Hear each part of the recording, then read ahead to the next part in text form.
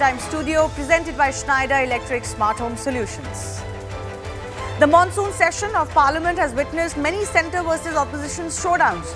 The lower house of Parliament today witnessed yet another one when Union Home Minister Amit Shah introduced a series of bills for the removal of ministers arrested for 30 days in a row. With recent history being witnessed to chief ministers, state cabinet ministers not willing to step down despite cases and arrests, some even to the point of running the government from behind bars, are these changes need of the hour? Opposition doesn't seem to think so. The opposition feels it will be used as a tool against them for settling political scores and will hand unbridled power to central agencies. Soon after the introduction of the bills, though, what followed was complete unruly scenes. Bill copies were torn into pieces and thrown at the Union Home Minister. MPs rushing to the well of the House, and allegations that female MPs were heckled and pushed. It was ruckus, sloganeering, complete chaos. While the bills have now been sent to the Joint Parliamentary Committee, it has triggered a larger debate. Are the bills undemocratic or much overdue?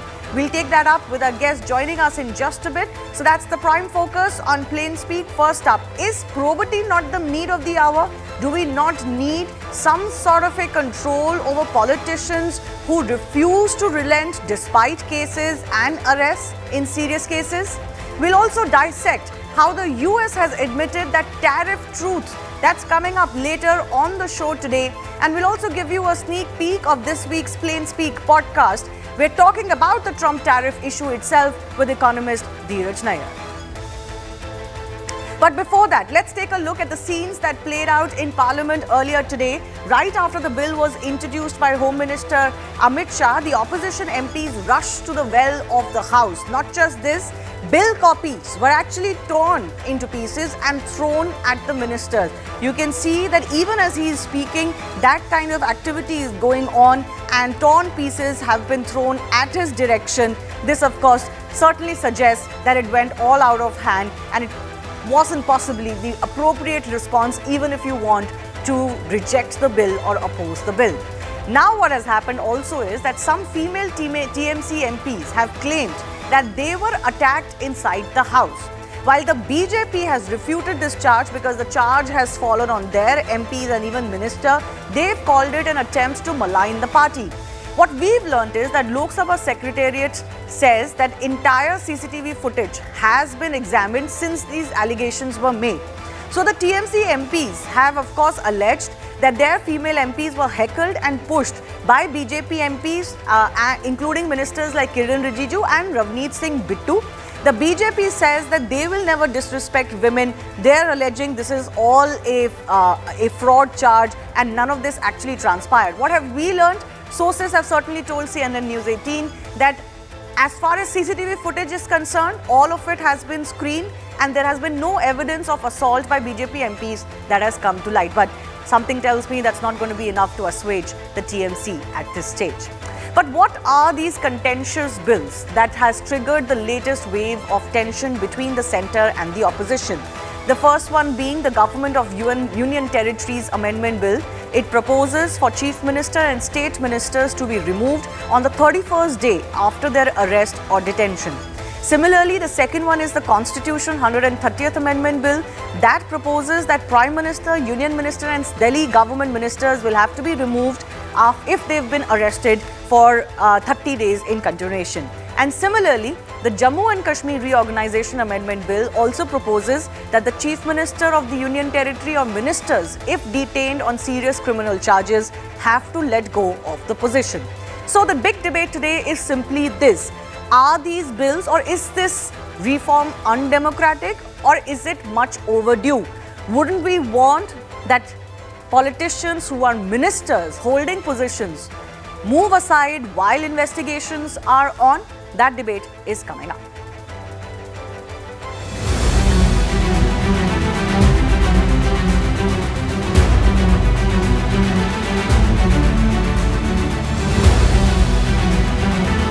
मैं record clear करना चाहता हूं, मुझ पर झूठे आरोप लगाए तब अरेस्ट होने के पहले मैंने नैतिकता के मूल्यों का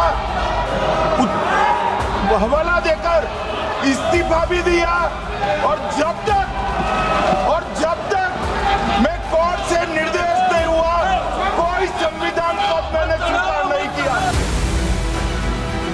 पुलिस स्टेट बनाने का काम बीजेपी सरकार करना चाहती है इन तीनों बिलों के जरिए, जिसकी हम पुरजोर इसकी मुखालिफत करेंगे। Fundamentally destructive of the constitution, the basic structure of the constitution. This bill is completely and absolutely destructive of democracy. ये अनकॉन्स्टिट्यूशन बिल है, ये बिल को हम लोग देखेंगे हम।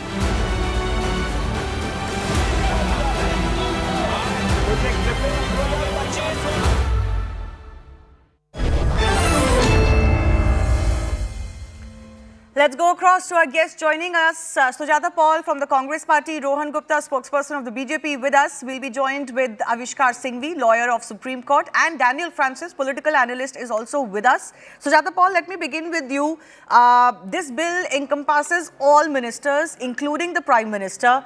There are several Congress governments in power as well in India, in state governments, for example. There, the BJP may be in opposition, may face certain cases at the behest of the state government or overzealousness of the state government. But why do you feel that just because you're in opposition, let's say at the center or in some states, this reform is not needed? Because clearly we have seen in the past how this government has destabilized our governments, opposition governments, and of course how people have been taken away from our party into their fold by unleashing the agencies on them, by pressurizing them. So as far as the BJP is concerned, if you cannot defeat us electorally, then you remove us arbitrarily and destabilize the opposition in this manner.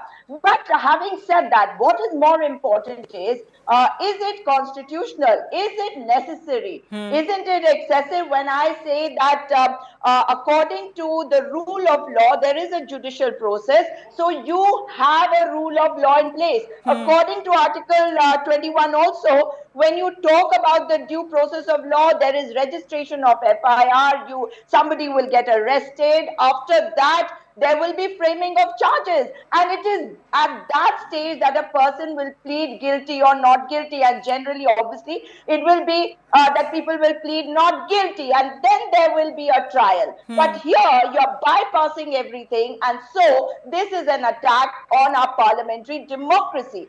Very important that in parliamentary democracy, you have to consider the will of the people as supreme. Don't we always have debates on whether there should be an educational qualification for people? So these are very elitist thoughts, but here the government should understand that all the laws which were meant for empowerment of people, like the RTI, for example, the RTE, they have been weakened during the tenure of the Modi government. And now, because you have not been able to displace governments, the best way to do it, for example, in the case of Mr. Arvind Kejriwal, you put him in jail, and after 30 days, you remove him and then bring down the government. But, since you mentioned the case of Arvind Kejriwal, or for example, any case, 30 days time is also being provided, and I think that time is being provided so that whatever necessary judicial proceedings need to take place, let's say someone has been arrested, they want to go to the court and say this arrest is illegal, 30 days seems to be sufficient time for any kind of judicial relief to come through if the courts find that, okay, this arrest is illegal. But we have also seen, in the case of Arvind Kejriwal, he went on to be under arrest for many, many months. Another minister of his was under arrest for many, many months. And the government was going on with the chief minister behind bars. Now, that situation also cannot be allowed, right? Sujata Paul, very quickly. Shivani, you are very, very correct, but there has to be some other way to correct this problem, right? So that means the judicial process should be speeded up, and that is what happens to a normal person. You see how many people are languishing in jails today. Okay. And Mr. Amit Shah, one last point, Mr. Amit Shah was talking about how he had resigned. You know what he had done? After he resigned, he became untraceable because he had run away. And this is a report of the Hindu which talks about how he, after resigning, he had escaped from there. So what does that mean? That people are going to just resign and then run away. So you keep looking for them and then keep doing what you want. But the due process of law will not be followed even then in Okay. cases like these, right? All right. Rohan Gupta, please respond to the points that the opposition parties are making, and particularly the fact that central agencies, we've seen in PMLA cases, for example, you can arrest and you have to show very little. There is not even judicial review of many of those arrests possible till a very long time, because the PMLA Act provides the powers for the agencies to arrest even sitting ministers. So this could become very tricky in the hands of any government, not just your government today. Tomorrow there could be another government where somebody could be arrested, they could be in jail because there are no bail provisions for that section of law, and then you could remove them.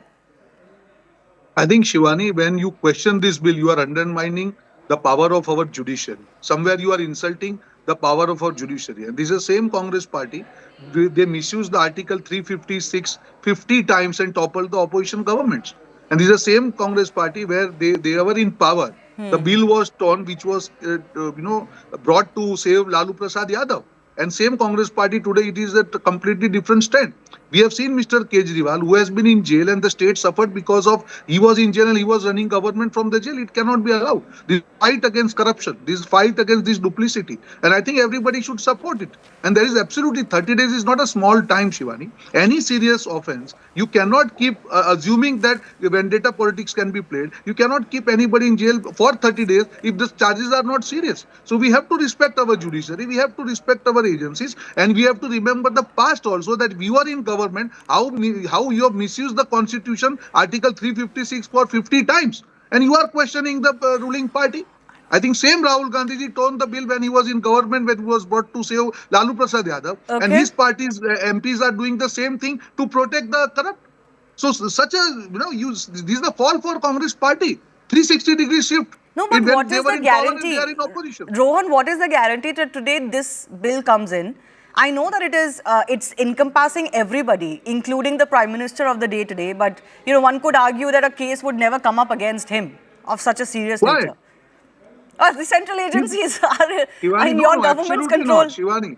No, that's what I'm saying. When PM brings himself in the purview of this thing, that shows the intent of this government. No, so what is the guarantee? And today, Shivani, again, which party has maximum number of CMs today?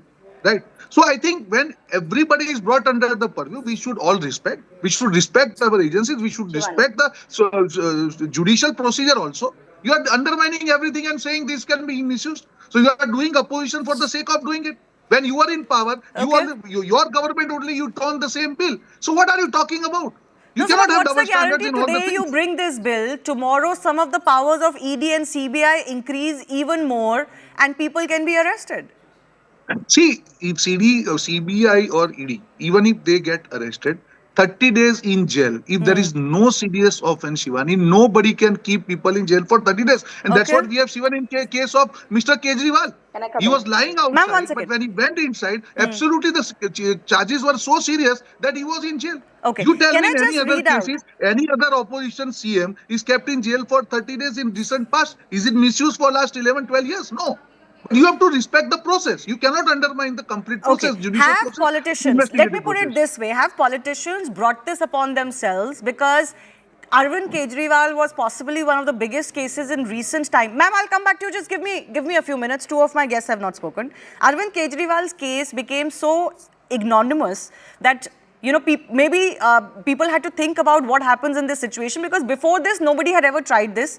And then, even Shibu Soren and other cases were there. But we are running the latest tweets that have been done by Union Home Minister. He is saying, संविधान जब बना, तब हमारे संविधान निर्माताओं ने ये कल्पना भी नहीं की थी कि भविष्य में ऐसे राजनीतिक व्यक्ति भी आएंगे जो अरेस्ट होने से पहले नैतिक मूल्यों पर इस्तीफा नहीं देंगे. So Daniel Francis have politicians kind of brought this upon themselves with their own conduct? Absolutely, politicians have brought this upon themselves with their own conduct. And if you take citizens' perspective on this, citizens want a cleaner system, a system that is accountable from top to bottom. And the citizen perception generally is that corruption is at the top level and then flows down and makes life difficult for ordinary people. Now, that is a citizen view, I think, which is shared by larger masses in India. Now, with regards to this bill, I would like to say that the danger of any party misusing is the real danger, because the Congress has also used the agencies in the past and articles in the constitution to dislodge governments and dismantle governments of the opposing parties. Similarly, the BJP is also accused of doing so in the past last 10 years. But how do we really have a credible way out where corruption is fought not with the purpose of political vendetta? And I think the interesting viewpoint this bill is giving is that it is including the prime minister in the bill, that even if he is accused or if he is in jail for 30 days or more, even he can be, asked to step down. So if this is the way the bill is going to go, it is going to perhaps it's a long way for the bill. A lot of these discussions will Take now place come in the into the GPC public now. light, Yes. and we will have to see. But people want a cleaner system, but people do not trust politicians to clean up the system on their own. Yes, and unfortunately what has happened, we are running these examples of where ministers either continued without portfolios in the cabinet, or Chief Minister Arvind Kejriwal refused to resign despite being in jail and running his government from inside, almost being proud of that we are running the government from inside. So this precedent has been set. It seems this bill has been brought in to deter other people from trying the same tactic, because certainly nobody was in agreement that it should continue for a long time when a minister or a chief minister is in jail.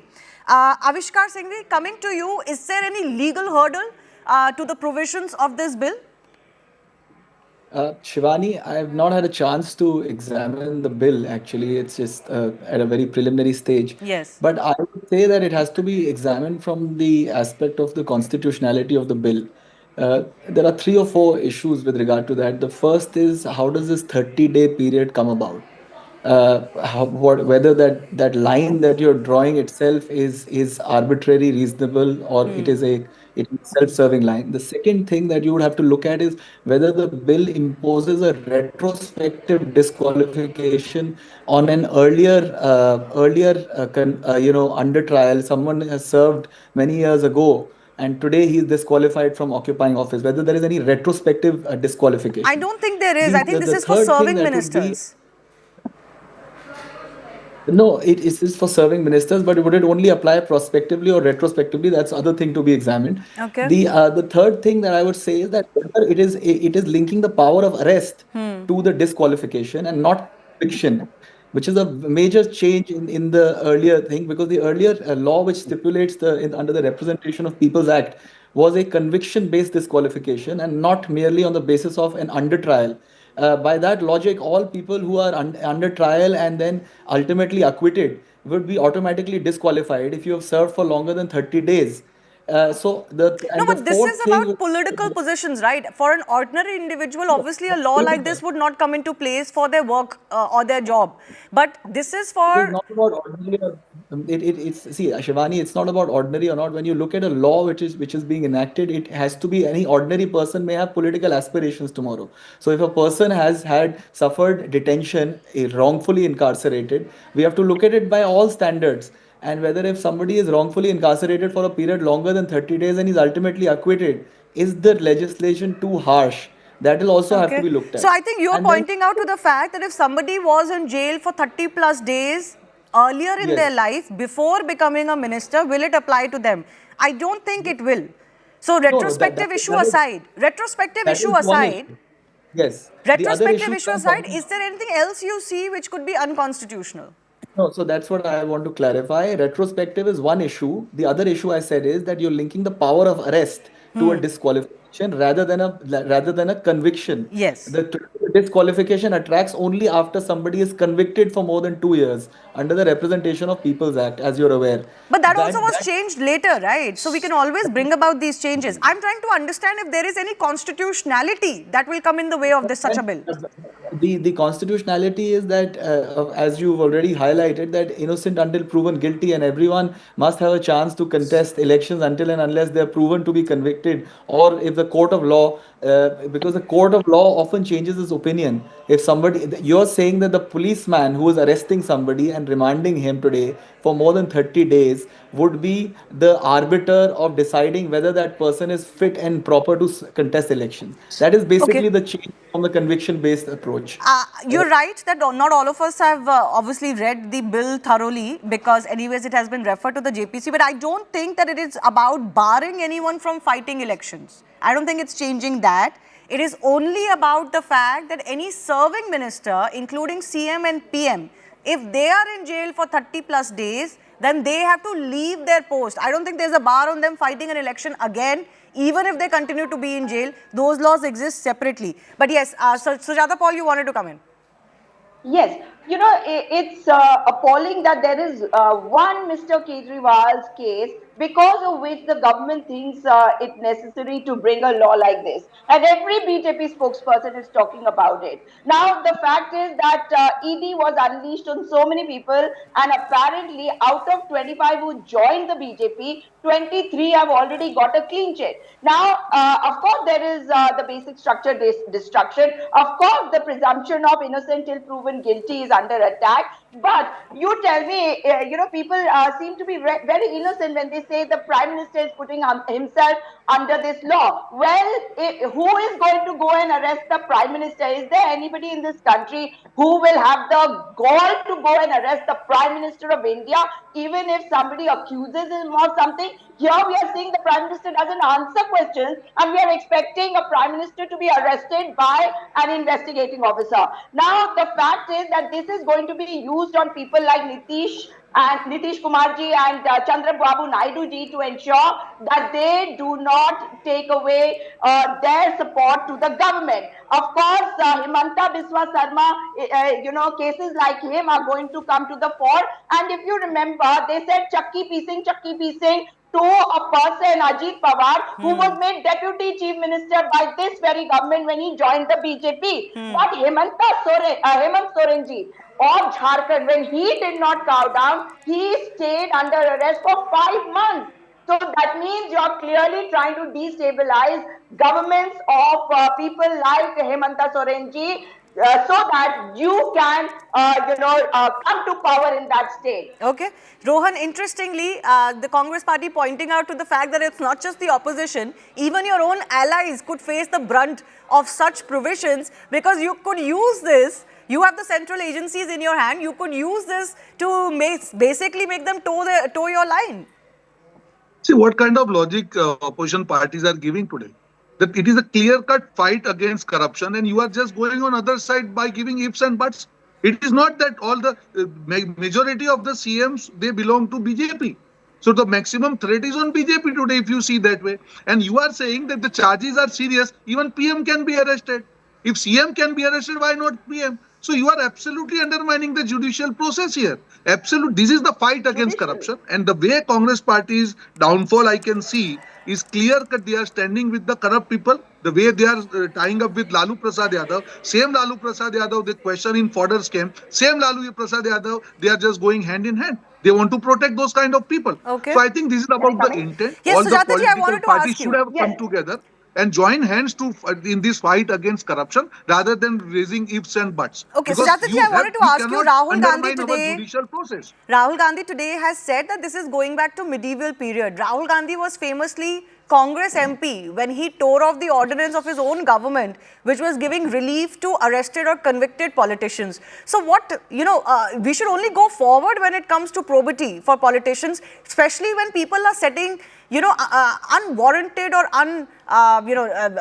precedents which are not welcome in Indian democracy. Word here. And people who have been convicted have had to move out, literally out of politics, and even if they are stayed in politics, they have not been able to become ministers or even MLAs for that matter, forget MPs. But here in BJP rule, you are seeing how people from other parties are taken into the fold of the BJP when the BJP itself accuses them of corruption. Of course, politics should be cleaned up. Of course, you should not give tickets to people who are corrupt. But that is how you clean up politics, because it is the will of the people when a representative is chosen by people and sent into a legislative assembly or parliament. So you are undermining people by doing this. And there is nobody in this country who will have the guts to arrest a prime minister. Okay. So if the contour of the 30 days was changed, Daniel, I'll give 30 seconds to you and to Abhishek very quickly. If, let's say, the time limit was increased to not 30 but 60 days, do you think this bill will become more palatable? Depends on where you are sitting. Depends on where you are sitting. But I'll tell you one general view that if the bill is honest, people will be happy. I don't think any politician across party line is very happy with this bill because it threatens everybody, except the ones who are bringing the bill. And third thing, most important thing is that there are intentions to the bill, contentions to the bill, and this bill needs a proper discussion. Whether if we are going to eradicate corruption systematically from top to bottom, then good call. But if it is a political weapon, then the next 3-4 years are going to be very interesting for India. Well, any law can be misused. That's also an argument that many have made in the past for bills that are passed to give more probity to Indian politicians or to any other criminal system as well. Avishkar, very quickly, do you think the time limit can be increased and then it can become easier to pass?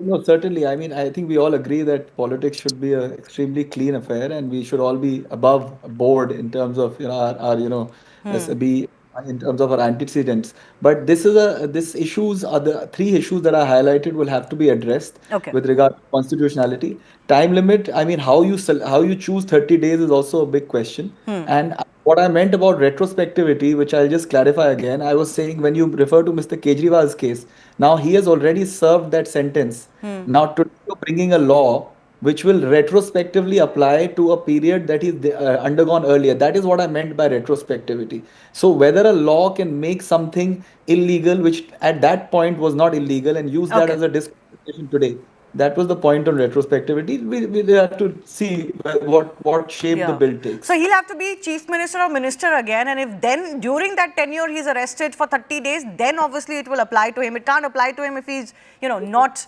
chief minister. That would be if it was prospective in its application. Yeah, I'm guessing it would be, because prospectiveness is definitely one of the fundamentals of passing any law. But I do thank all of our guests for joining us. Interesting to see what happens to this bill in the JPC. Moving on, the sanction mindset of the US government was finally revealed and accepted when the US White House press secretary said the US has sanctioned India.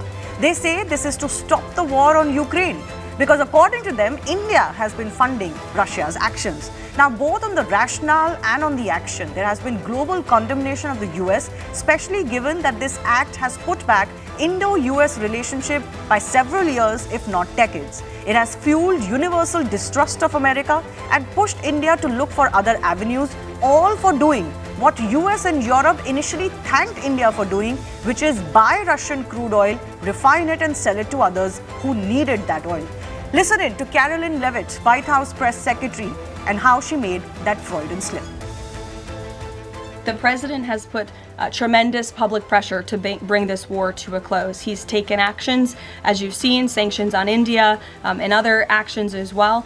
He's made himself very clear that he wants to see this war end. And he has scoffed at the ideas of others that have been raised that we should wait another month before any meeting takes place. The president wants to move, and he wants to bring this war to an end as quickly as possible. So actions against India described as sanctions. Now, it's not new for US to sanction India, but every time India has not relented.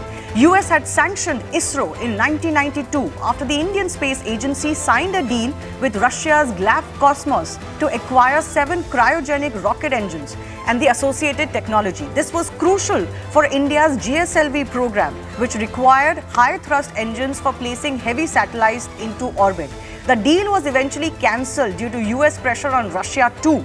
But India focused on accelerating its own indigenous development, and the rest is history. Today, ISRO is a self-made global leader. Similarly, India was sanctioned for its nuclear test in 1998. Non-humanitarian aid, defense exports, loans from international financial institutions, all were blocked. Over 200 Indian entities were blacklisted then. Now, negotiations between the two countries eventually led to the civil nuclear deal, but India also was able to build its nuclear arsenal with no external proliferation because of its increased focus on R&D in defense and nuclear sectors. Operation Sindoor, in fact, and the indigenous weaponry success during it is a testament to that. So will this latest attempt by US to sanction it, will it also propel India to shock the world? That's the big debate today. Has the truth finally slipped out of US admin? It's sanctions and not really tariffs on India.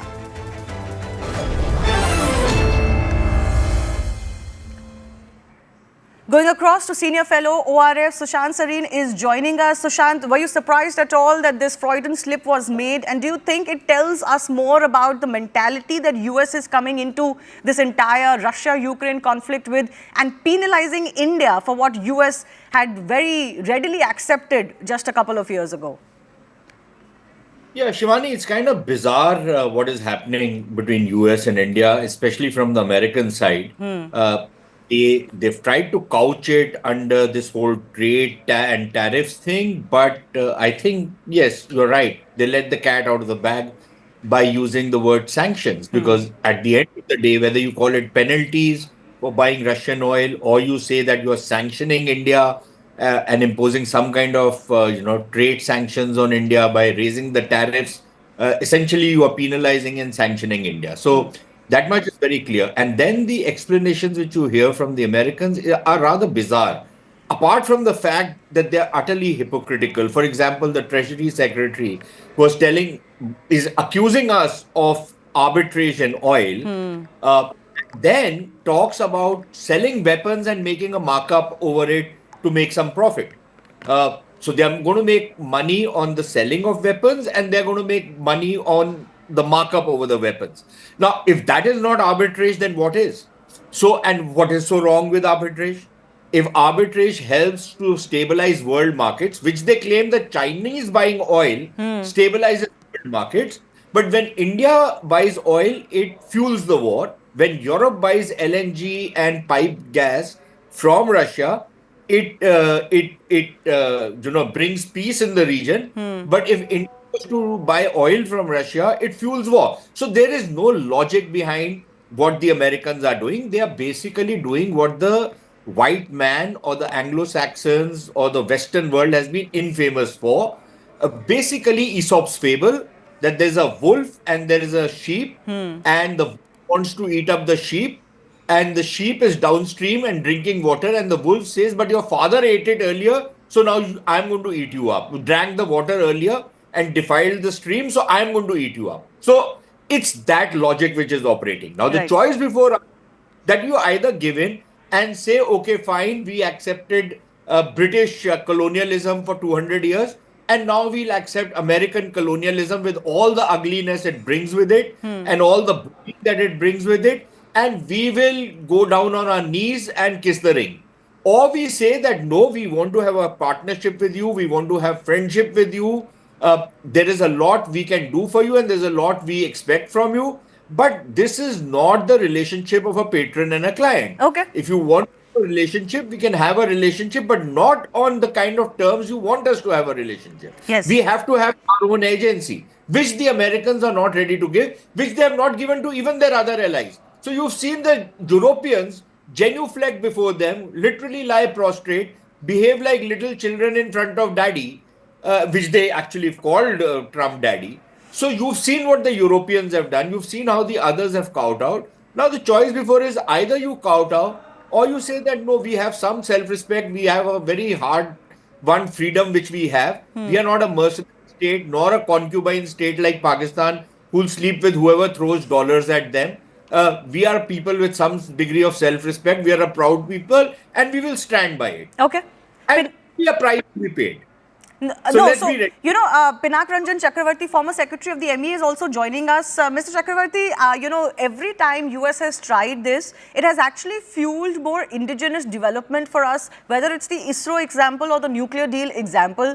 So possibly US should know that at least India in 2025 is not going to completely bow down. Has US learned no lessons from its sanction mindset of the 19th, 20th century? Are they trying to take this into the 21st century and is bound to fail? Well, I was Deputy Secretary, Americas Division, and Director, Americas Division, when all these pressures had been applied in the early 90s. Particularly when they thought India was weak and we went in for economic reforms. So there were all kinds of pressures, pressure to accommodate Pakistan on Kashmir, then the Cray computer, which they had sanctioned and we bought and put it in the Indian Institute of Science. Then the next computer we wanted to buy, they refused. Then, of course, the nuclear pressure came, you signed the NPT. All this happened, and we, of course, navigated all that. And we did what we thought was in our national interest. And finally, they gave up, and they had to accommodate our nuclear tests. And with, of course, they had sanctioned even then so many things. We were, for many, many years, for decades, the one of the most important targets of technology denial regimes that was instituted by Western countries, which of course now we are members of some of them. Yes. Because of the nuclear thing. Whole thing was done to basically prevent us from going nuclear in terms of the weapons technology. That go down that route and become a nuclear weapons power. Yes. Anyway, that's the background.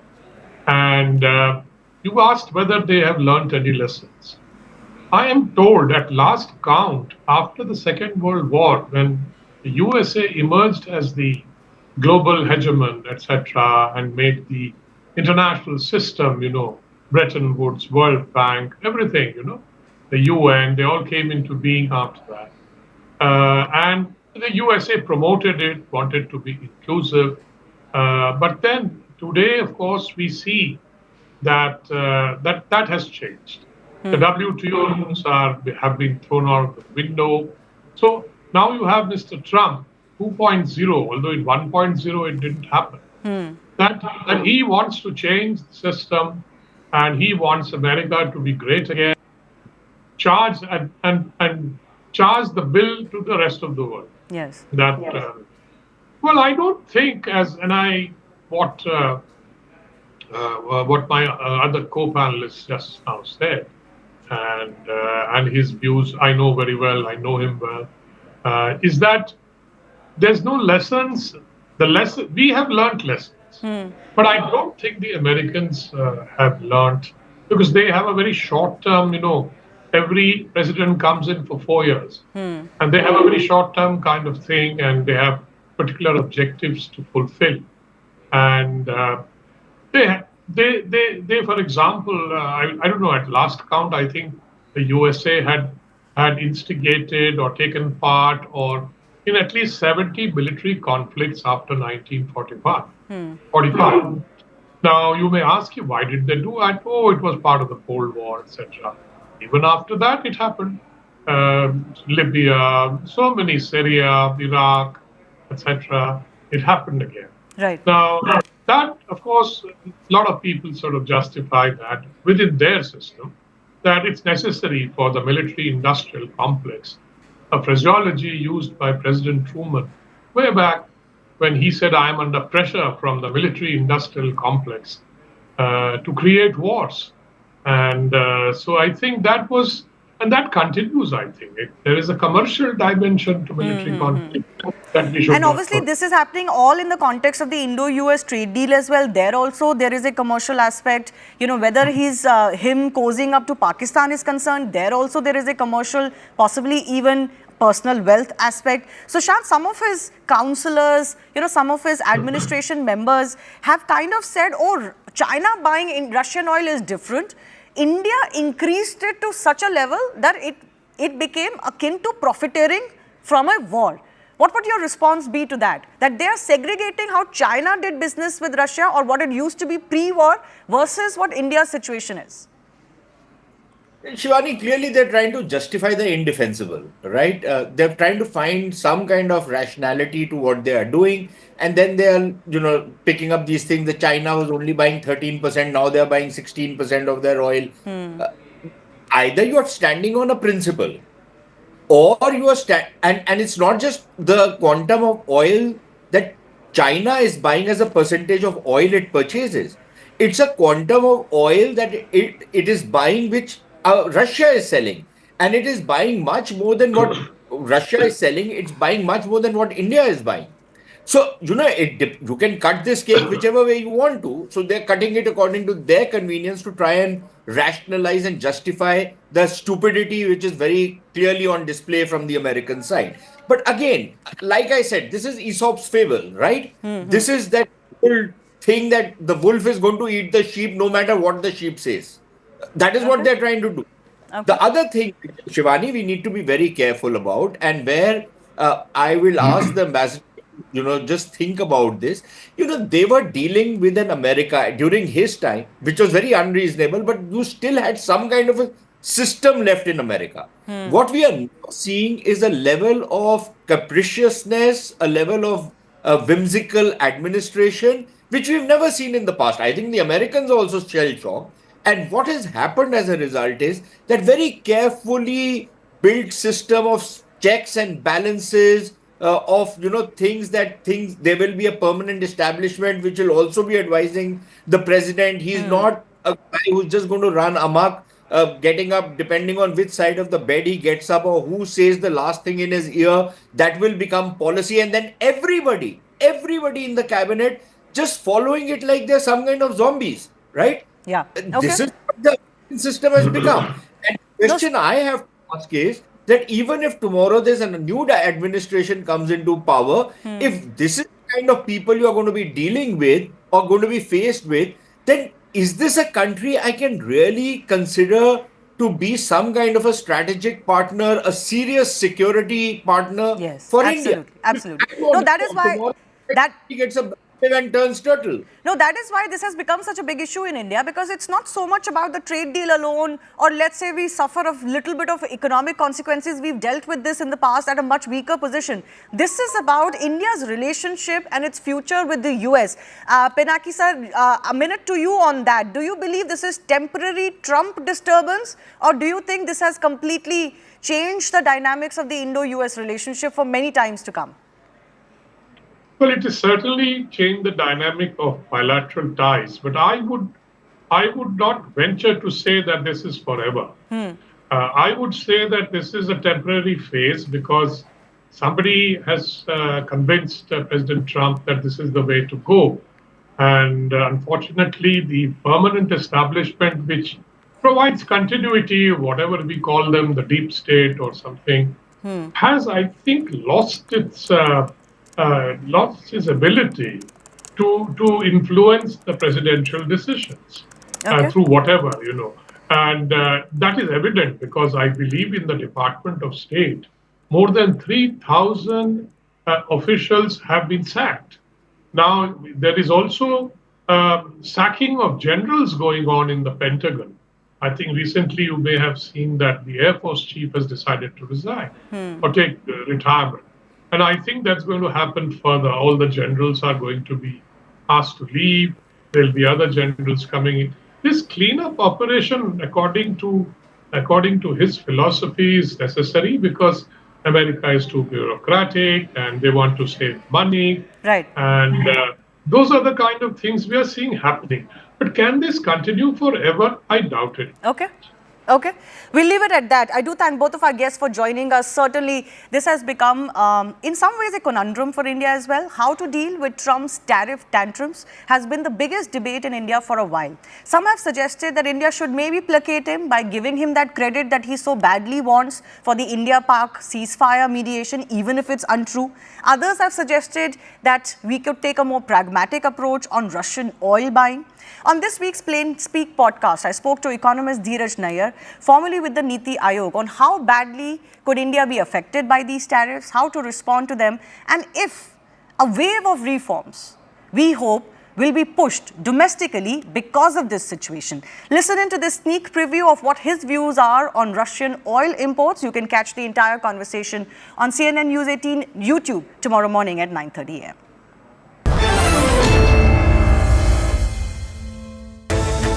So if that is not happening, then there's not much room to maneuver. So right? I mean, Russian oil is I believe till 2022 we hardly imported any Russian oil, right? It was less than 1% of our oil imports, about 0.5, between 0.2 and 0.5, right? And we imported it, rightly so, because there was a big difference because the West had put a cap on Russian oil at $60. And, it was a discount, so it makes sense to buy cheap, right? Yeah. The same logic as for any consumer, the government would want to buy cheap. But now I think at the current prices, and again, this is totally pragmatic. I'm not saying this is about surrendering to or giving in Trump to US demands. But the difference is not much now because global oil prices have moderated a lot because Saudis and the others have increased production a lot. So the hit you will take by moving away from Russian oil to other sources of oil, say the pre-22 situation, may be much less in magnitude than the hit exports are going to take.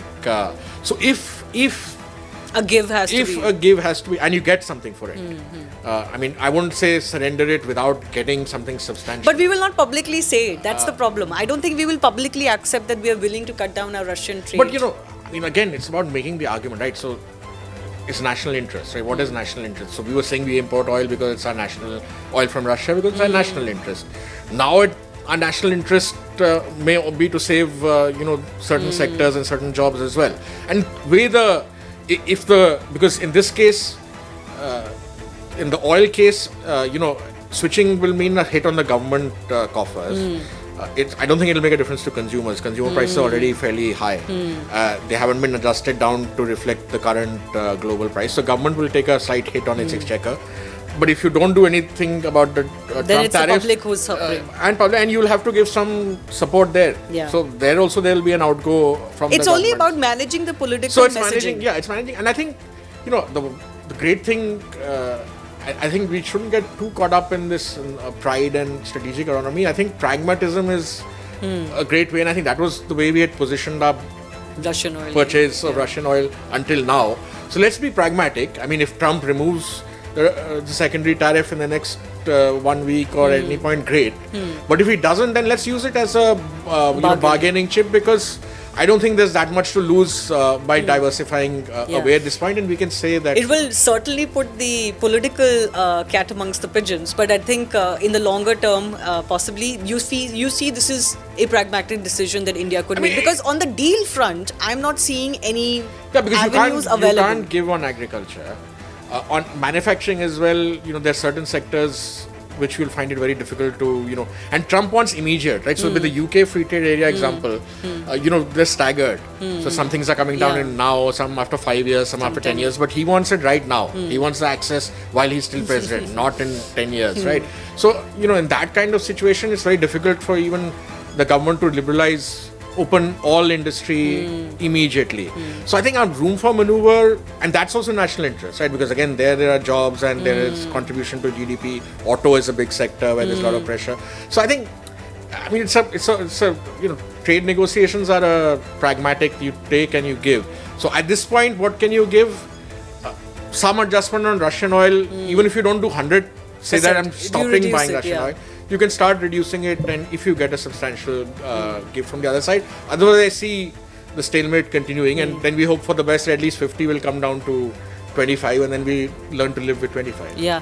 No, I only think that with Trump on the other side and given what he's done with the India-Pakistan ceasefire issue, even if we give a little bit behind closed doors, he's going to come out and announce it to the world and, there's no getting away from it. So with Trump, there's nothing behind closed doors. So even if the Russian oil is part of the negotiation, it'll have to be very public because he wants to claim... Or it naturally comes down and we go one day and say, see, they have already come down. Yeah. So I think, again, the best ways to do these things is not to do it, issue a diktat and say, from tomorrow, no Russian oil.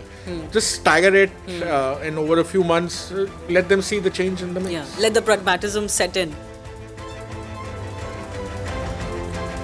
On that note, thanks a lot for watching Plain Speak from CNN News 18 Primetime Studio, presented by Schneider Electric Smart Home Solutions. The Right Stand is coming up next.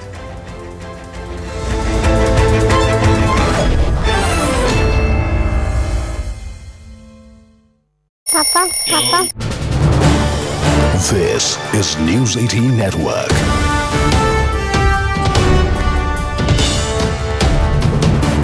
India's largest news network.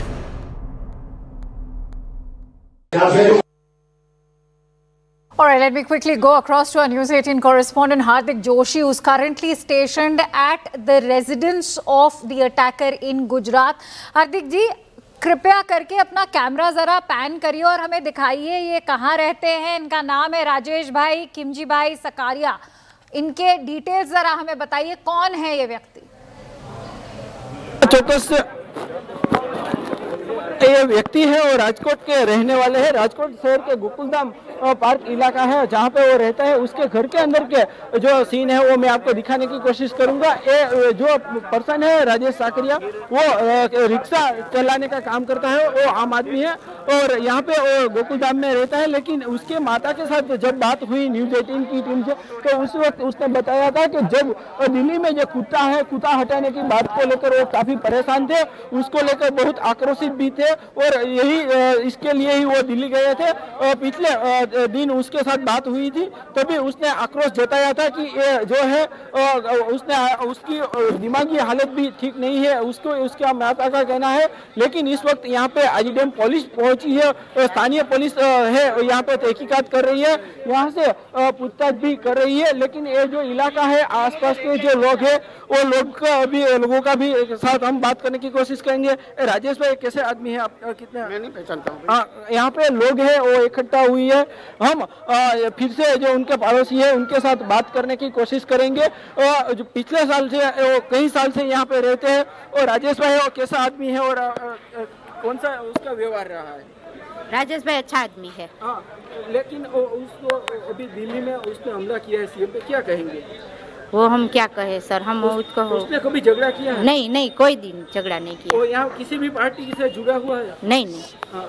वो हमको पता नहीं. क्या कहेंगे राजेश भाई के बारे में? क्या बोलूं? चौकस से उनके पड़ोसी है, पड़ोसी का कहना है कि उसने आसपास के लोगों में कभी झगड़ा नहीं किया. लेकिन उसकी माता का कहना है कि वो श्वान प्रेमी है और श्वान को लेकर बहुत काफी परेशान हुआ था और उसको लेकर ही उसने जो है हमला किया हो सकता है, ऐसी बात है उसके माता ने इस वक्त की है. जी हार्दिक जी, ये भी बताइए कि जो इनके रिलेटिव हैं जो अभी तिहाड़ जेल में लॉज्ड हैं, उनके बारे में क्या जानकारी मिल रही है और इनकी क्या रिश्तेदारी है जो तिहाड़ जेल में इनके रिलेटिव बंद हैं?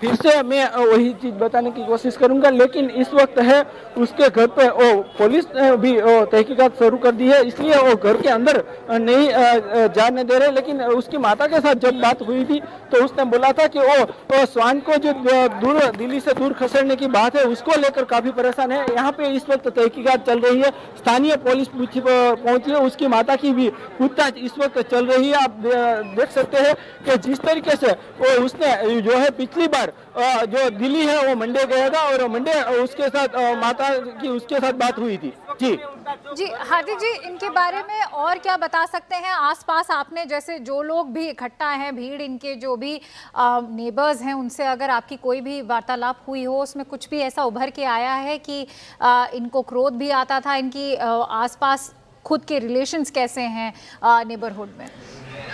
उसके दौरान पता चला है कि जो गुस्से को लेकर अभी हमने उसके पड़ोसी के साथ बात की थी, उस वक्त उसने बताया था कि जो है उनके आसपास के लोग हैं, उसने ऐसा बताया था कि वो कभी किसी के साथ उसने झगड़ा नहीं किया है, वो एकदम शांत स्वभाव के थे, लेकिन वो स्वान प्रेमी है, स्वान को लेकर वो बहुत ही आक्रामक थे। उसके नेबर है, उसके साथ भी हम बात करेंगे। राजेश भाई कैसे स्वभाव के आदमी है? राजेश भाई के बारे में वो घर पे नहीं होते हैं, सुबह चले जाते हैं, घर पे होते हैं तो बाहर नहीं निकलते। झगड़ा करते हैं कभी आपने देखा? नहीं, शहरी में किसी के साथ कोई झगड़ा नहीं करता। कोशिश हम करेंगे। आप कितने सालों से इनके पास पे रहते हैं? हम 20 सालों से उसके पास रहते हैं। मतलब ये जो राजेश भाई है वो पशु प्रेमी थे? हाँ, वो बहुत पशु प्रेमी है। मतलब राजेश भाई ने जो जिस तरह से सीएम को थप्पड़ मारा है, उन्हें लेकर आप क्या कहेंगे? हमें तो पता ही नहीं उसने सीएम को थप्पड़ मारा है। राजेश भाई को आप कितने साल से जानते हैं? उसके जो पड़ोसी है, पड़ोसी को भी वो चीज को मालूम नहीं है कि जो दिल्ली के सीएम के साथ आखिरी प्रश्न यही है कि क्या वो अपनी माताजी को बता के आए थे कि वो दिल्ली जा रहे हैं, और क्यों जा रहे हैं दिल्ली? हाँ, जब उसकी माता के साथ न्यूज़ 18 की टीम से बात हुई थी, तभी उसकी माता ने बताया था कि जो है वो स्वान को लेकर, जो स्वान को दूर करने की बात है, उसको लेकर वो दिल्ली गए थे और वहाँ से इसीलिए गए थे और वहाँ वो बात को लेकर बहुत आक्रोशित थे। यानी कि यहाँ पे यही बात सामने आ रही है कि उसकी माता जो है स्वान को दिल्ली से दूर खसेड़ने की जो बात हुई है, उसको लेकर वो बहुत आक्रामक है। उसकी माता है, अभी बाहर आ रही है, हम उसका भी मैं उसके साथ भी बात करने के प्रयास करेंगे। तुम्हारा दिख रहा है, हम लोग इसको क्या करेंगे? ये उनकी माता है, आप देख सकते हैं को इस वक्त जो है यहाँ से जा रही है, किसी भी चीज बोलने के लिए तैयार नहीं है। आप देख सकते हैं कि जिस तरीके से उनकी माता है वो भी पूरी घटना से अनजान थी। जब मीडिया वहाँ उसके घर पहुंचा, जब उसने बताया तभी उनको पता चला, लेकिन इस वक्त है उनके घर पे पुलिस पहुंची है, आसपास में भी लोग हैं, वो बड़ी संख्या में इकट्ठे हुए हैं। लोग भी यहाँ पे ये चीज जानने की कोशिश कर रहे हैं कि ये क्या हुआ, क्योंकि आमतौर पे जो है राजेश भाई किसी आसपास के साथ कभी उसने झगड़ा नहीं किया और किसी भी लोगों के साथ कुछ उसने जो है झगड़ा नहीं किया। जी हार्दिक जी, हमें सारी जानकारी देने के लिए बहुत बहुत धन्यवाद। As you can see, a lot of crowd has in fact gathered outside Rajesh Sakaria's residence. In fact, most importantly, the mother has refused to speak to the press reporters. It was the mother who was exiting the residence, and she's not really giving much information with regards to what motivated exactly her son to do such a terrible thing. With that, let me quickly go across to Anvit, who's currently stationed at Civil Lines, which, as we all know, is the locality where the CM's residence is. Anvit, if you could also give us a sense of what the security is like right now on ground level. Kanksha, we are right now at police station Civil Lines in North Delhi, not far from CM's residence. And you can see the police station. This is the place where the accused has so far been kept, and he is being questioned inside the police station. You can see the gates of the police station have been shut. Even the staff is not being allowed inside from this gate. They are being asked to use another gate. The media is present outside the gate, but you can see heavy police presence at the gate. No visitor will be allowed from this gate today because the accused is being questioned inside, is what we are being told.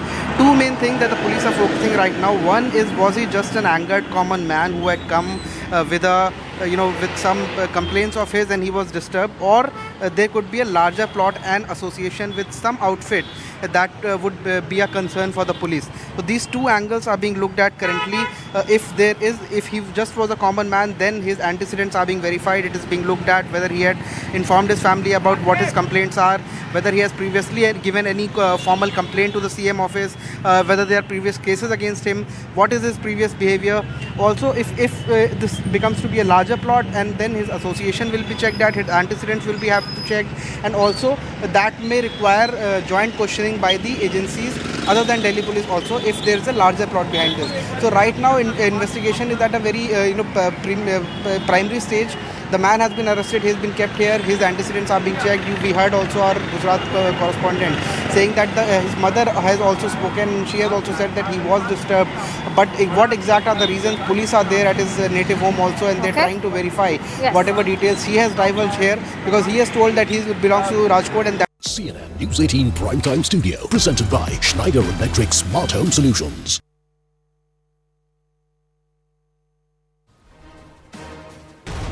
Namaste, Jai Hind, Jai Bharat, welcome. We're coming to you live from the CNN News 18 Primetime Studios, presented by Schneider Electric Smart Home Solutions, and it's time for the right stand.